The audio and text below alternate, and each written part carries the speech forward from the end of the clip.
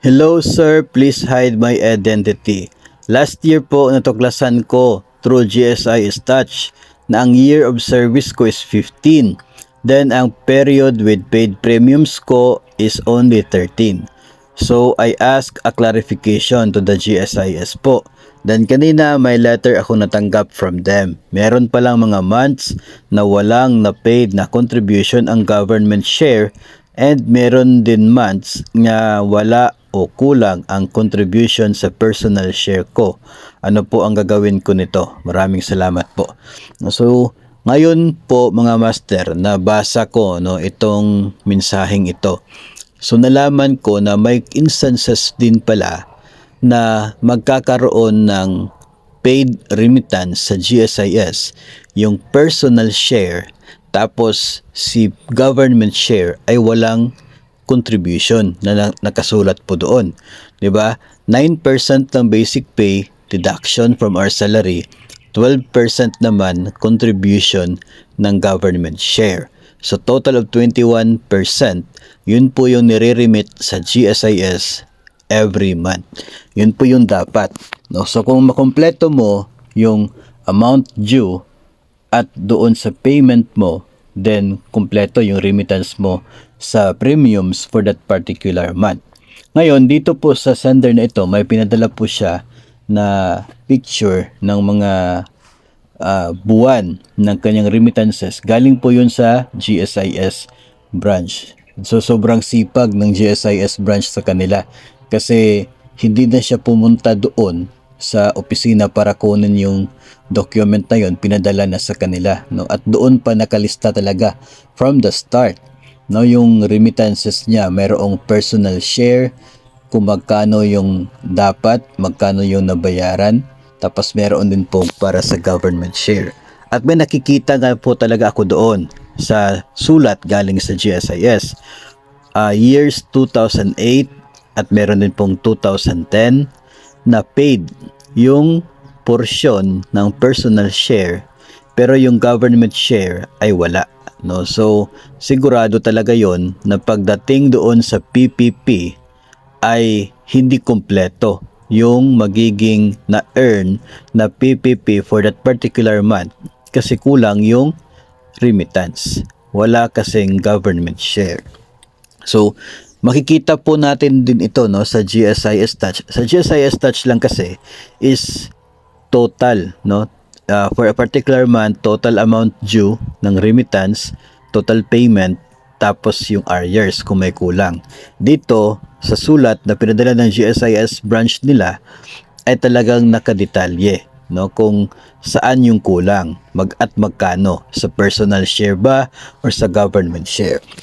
So pag ganitong case, kapag talaga klarong-klaro may remittance yung kay part ni teacher as employee share, tapos wala doon sa government share. So i-refer nyo talaga yan doon sa inyong agency, kasi klarong-klaro doon na talagang may sahod kayo during those months at mayroon kayong deduction sa GSIS kasi nga na-remit, accepted tinanggap ng GSIS yung remittance mula sa nakadeduct sa iyong sahod. Ang problema lang, yung share, yung government share na supposedly dapat ay nare-remit din doon sa GSIS, yun ang hindi nangyari. So i-refer niyo sa inyong agency para po ma-actionan kung bakit hindi na-remit yung government share during those months at yung personal share lamang yung na-remit. Kasi hindi mo naman yan dapat bayaran ng over-the-counter galing sa bulsa mo kasi makikita naman doon na nabayaran mo talaga yung porsyon na manggagaling sa iyo. Yung manggagaling sa employer mo, yun ang hindi nabayaran. So refer mo yun sa agency para ma-actionan nila. Tapos yung cases naman na mababa yung actual payment versus doon sa dapat sanang payment, May mga cases na ganyan, especially kapag nagtataas ng sahod, salary increase due to salary standardization law, o kaya ay nagkaroon ng supposedly step increment, o kaya ay na-promote ka. And any instances na tumaas yung sahod mo, So, effective na yung pagtaas ng sahod, reported sa GSIS na tumaas yung sahod, let's say January 1, effective. Pero yung actual ay noon pa sa Marso, tumaas yung sahod na tanggap mo. So, meaning to say, January and February, wala kang natanggap na increase doon sa sahod na na-receive mo from the agency. So, anong nangyari dyan, yung remittance ay kulang. No? Kasi supposedly, yung bagong sahod na yung bagbabasihan ng remittances, pero yung actual na dumating sa GSIS is doon sa old salary mo. So, kulang talaga. Kaya nakakaroon ng arrears. So, mababayaran naman yon, i-process mo yung differential or adjustment, anong tawag ba doon? So, yung kulang ng inyong natanggap na sahod. No? Kung for example, na-promote ka, so yung difference ng basic pay, kukumputin yan kung ilang buwan ka na hindi nabigyan ng tamang sahod, tapos babawasan yan ng share for GSIS. So pag-remit po niyan, ay magiging payment siya doon sa arrears na nakikita ninyo doon sa inyong account sa GSIS. Kapag hindi mo na-process yung differential na yon, o kaya ay na-process mo pero hindi nag-deduct ng intended for GSIS, o kaya ay nag-deduct tapos hindi na-remit, no? So hindi talaga siya mababayaran yung arrears na nag-reflect sa account mo. So dapat talaga na ma-process mo yung kulang sa sahod na natanggap, tapos meron kang deduction at meron talagang remittance doon para kompleto na yung magiging payment mo during those months. So ganun po yung mangyayari.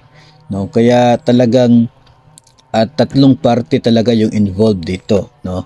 Unang-una, tayo, kasi tayo yung unang-unang apektado, no, yung account natin yung apektado, tayo yung magsasuffer. Tapos sa sahod natin yung nakadeduct. Tapos tayo yung hindi nakatanggap ng buong sahod kung hindi pa na implement yung bagong salary. Second party dyan, yung ating agency, no? Kasi sila yung nag-process ng claims natin, ng sahod, tapos sila yung magdideduct at magre-remit, no? So, dapat mayroong coordination din po yan. At yung third party is yung GSIS. Kasi hindi po talaga magre-reflect sa record ni GSIS kung wala sila natanggap na payment. No? So, after mag-deduct na agency, mag-remit kay GSIS para doon ay magre-reflect sa account natin. So tayong tatlo talaga yung dapat na ma-involve kapag mga ganito po. Para na rin na kapag tayo ay magretiro na, ay malaking bagay, no, yung difference ng PPP. Kasi yung pension natin na matatanggap ay nakadepende doon sa PPP natin with the GSIS. Mas mababa yung PPP mo, mas mababa rin yung magiging monthly pension mo.